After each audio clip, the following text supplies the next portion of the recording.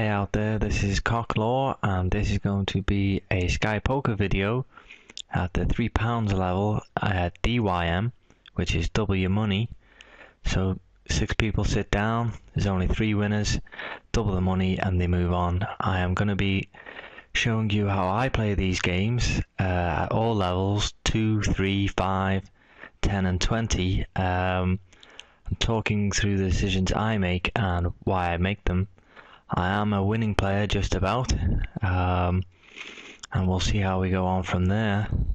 And if you just notice on that first hand there, it's a thing about Sky Poker, the connection never seems great. I have 50 meg broadband, and quite often you miss the first hand. I don't know when everyone else can kind of share with us whether they often see the same things, but the software just needs a bit of an update. If you look at some of the other poker programs out there, PokerStars, Full Tilt, they just seem to work a lot more smoothly than the Sky Poker network.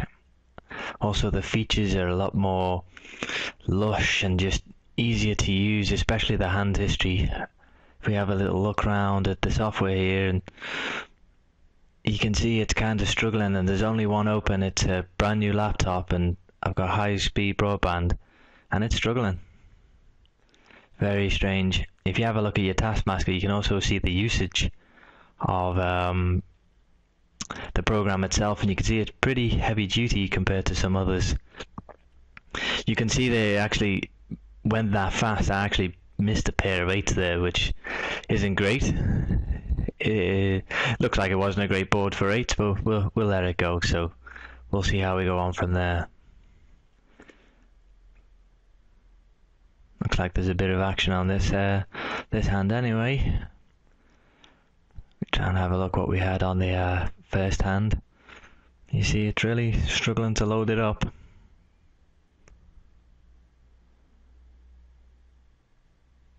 No, doesn't seem like it's playing.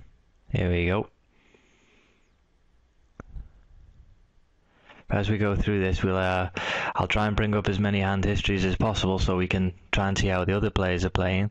I found in these games the best thing to do is just stay out of the way of any carnage in the early on round. As you'll see, lots of people get the money in with all sorts of hands, especially at this level. It's only a £3 level, so a lot of people really don't care if that stakes.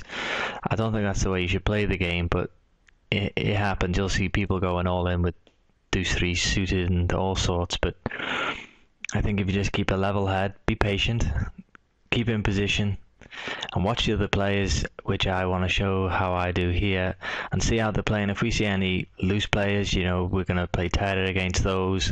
If we think anyone's tight, we're obviously going to pick it up and raise it up against them as often as we can and steal their blinds. So we'll try and show a few hands that maybe I'm not involved in, as well as the ones that I am. As we see already, you see in the lower stakes games, there's a lot of limpage. Everyone's limping in. There's no raising. Unless I really want to see a flop with some kind of suited connected hands, I will generally always raise if I am first at the pot. It keeps the opposition on their toes and also conceals your hand quite effectively, as you raise with your poor hands, your connected hands, as well as your good hands, so you're not giving any information away. There we go, got a pair. Obviously a bit of set mining here. We could raise it up, but I think I'll just call, see a flop, hit my set, and see how we go from there. Ooh, boom. Just what we want. It is a draw heavy. I think I will bet this one. It's likely they'll both fold, but hopefully one's got a jack. Come on, Acres, raise me. Oh well, we'll take it down. We're always glad to take down a pot at any level. A win is a win. Okay, in position with King Queen. If I'm first to the pot, I will definitely be raising. Oh, there's a min raise in front of me. That changes things. Now you can see that can either be weak, and he's a weak player, or maybe he actually wants me to call with a very, very strong hand, so I will just call him and see what the flop comes. It's a nice flop. Oh, I'm running good at the moment. Nice couple of hands there, 2 sets in a row. Let's see what the original raiser does. I mean, if he's got ace king out, my goose is cooked. There's a flush on there, but we'll play it sneaky. I have a feeling the original raiser had some sort of weak ace here, and he just doesn't like the look of that flop. See if we can induce a bet, we'll raise and find out. Is he interested? No, he's not interested. No, I'll bet it. I don't think anyone's got anything here. I can see me getting called if any of them have got a flush draw. That would make sense. Could even have a small pair, you know, sixes maybe, something like that, and it's just not the board he's looking for. Okay, we take another one down, which suits me fine. Okay, easy fold. Another min raise. What's your name there? Is that Sim90 or CJM? See, min raises and he gets called all. This is why you shouldn't min raise. If you see there, he's now going to be up against potentially 5 players here. The big blind will probably call this as well. Well, 4 players, sorry. It's one reason why not to min raise there. You're just inviting more action. I mean, the odds of you winning up against 3-4 other players is never great. If you want to try and isolate someone, if you got a good hand, or even if it's a speculative hand, you don't really players. Well, it's an interesting flop. It could be draw heavy. Any 8, any jack in there now is it's got to be interested. Again, low bets for CJM. He's raised and insta calls. Oh, if I was half flush, I'd be very wary there. You know, it looks like he could have ace queen, but I would put him on some kind of maybe straight now. You'd certainly want to have the higher straight here. I wouldn't go with the lower. Oh, okay, maybe a cooler flop. I don't see what he could have done earlier there on. I think if he would have raised earlier, he would have just got the bad news a little earlier than what he did. I think if that was me, I could have got away there on the river. I think once he raised him on the turn, which was a good raise, there was an insta call, and that was alarm bells for me. You know, he wasn't scared of anything. He could have been seriously overplaying ace queen, but I thought he had the straight. He had top 2 pair on the flop, and boom, someone's gone. And I think those sort of mistakes, you know, some people just don't consider what other people may have. They just look at their own hands. You know, just because you've got a good hand, you've got to consider what else could they have. Do they have a better hand? If you think they've got a better hand, sometimes you just ought to let it go. It would have been a big fold, but could have been a really great hero fold. Ooh, could have been in there with a diamond. Not that I'd ever played 9 deuce, but you always like to watch the flops, even though you know in the hand and think, oh, I would have hit, I could have done this, I could have raised. Oh well.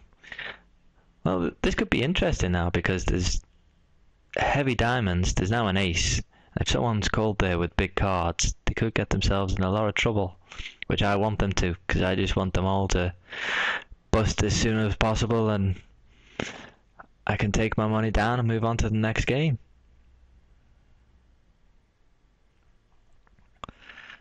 Well, Lakers ain't giving up here. She's fired in low bet to every street. Blocks has given up. It's called King Queen of Diamonds. There we go. That's how it's done. Shows she's betting low. It's probably worth a note. I do generally put notes on all plays at all times. It's important because you will come across these players time and time again, especially if you play often. I play around an hour a day, which is just enough for me to win some money to keep playing because I love the game. So, you know, from time to time I'll have a really particularly good week and I'll be able to play some tournaments on a Friday and Saturday night. if I'm not out on the town. So it's worth noting down players, and if you come across them again, you've got a little insight to how they play and what they did. As you can just see here, I'm trying to bring up the hand history again to see what Mr. Leon was up to there, but it has failed me again. Because they called, or if they called you and you showed the winning hand. Ooh, we've got a hand. I will carry on. Online, you can also always see those persons' cards. If they have called on the river, you can go to the hand history and their cards would be shown. So it's a nice little sneaky tip there. If anyone was interested, you can have a look at what the players have, and if you can see they're calling you down with real medium cards. Like I was hoping to see what Leon had there, see what type of player he was. It gives me an indication. You know, he might just be a call station if he always calls on draws. You know, it's handy information to know for the future, because if you've got the goods, you keep ploughing in the bets there, hoping he's going to call everyone off. Oh, and again, well, I have these little flushes at the moment.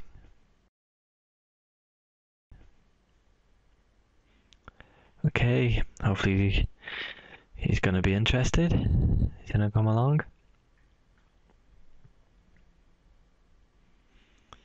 No, he still let the time bar run down.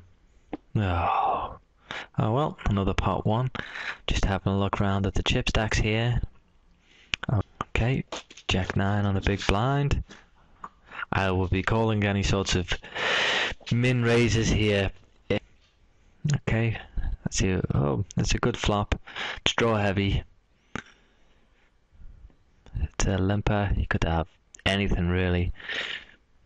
Likely he's probably got a weak ace. Let's see what Akers has. See if he's interested in playing along, or she, as it may be.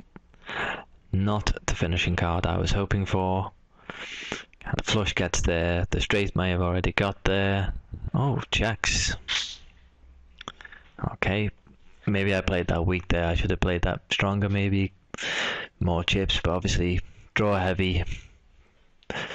Straight got there, flush got there, but Akers obviously didn't. Which is good for me because it puts me in great standing going into the end rounds or levels here. And as you can see, this guy poker, they're not turbo games, but the blinds do go up very quickly. And also you notice the time bar around the names goes down very quickly. It must be no more than 5 seconds, I imagine.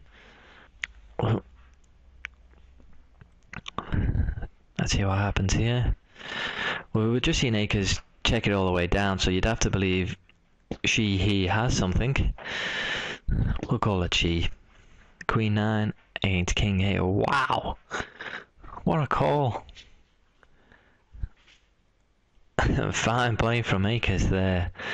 I love the move there from blocks there, I believe it was. That was some rejam. I would have believed Akers had something for sure.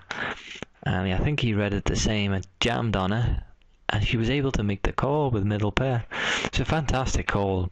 Great play from both, to be fair. I like the way I kind of... The commentator's curse there of egging them up with the aggressive play, and lo and behold, people started getting jiggy.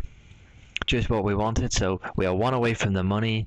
If you haven't played these sort of games before, basically there are 3 winners who basically win. The other 3's money. So if it's a £3 game, you win £6. There are 3 winners and 3 losers. So there's 4 left here. The next one out is the last loser, and the other 3 will all be the winners, and the game will end. So obviously I'm hoping Leon gets involved. I think I'm just in a jam. I think I've got the best hand. I'm just going to try and push him around. I don't want him to get his stack up, but when I keep him short, if he calls me, I'm probably behind. But I believe I'm ahead. I'm going to take that down, keep the pressure on Leon. I'm hoping he's going to get aggressive with some medium hands, and one of the bigger stacks is going to call him here, even though I've caught Akers up slightly.